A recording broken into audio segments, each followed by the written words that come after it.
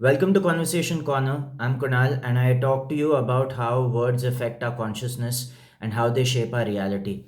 Today, I want to expose you to this concept that people don't care about who you are, people care about who you are to them. What I want to demonstrate through my video is that the status you've acquired in this world means nothing to a stranger unless there is some context to that.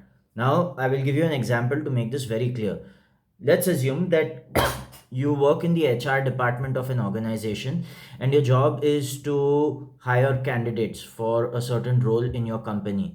Now, unless you are the candidate, or sorry, unless you are interviewing a candidate, you being the person in the HR department of your organization won't mean much to anyone outside your company.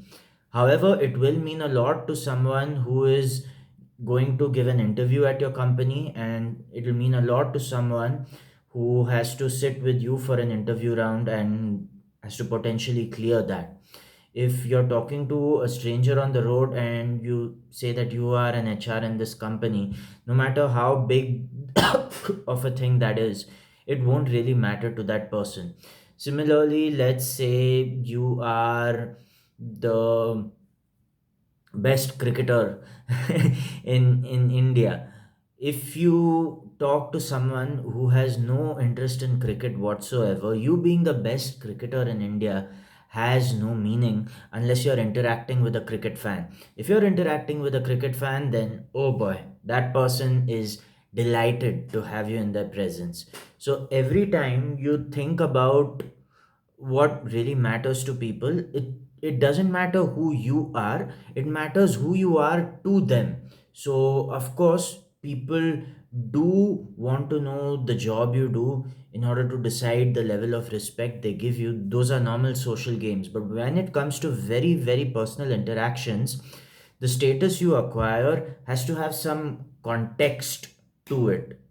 It has to be very important. For example, if you are working under your manager, then meeting your manager in the workplace can at times be stressful if you have reports to come up with, if you have presentations to make, and if you're accountable for something.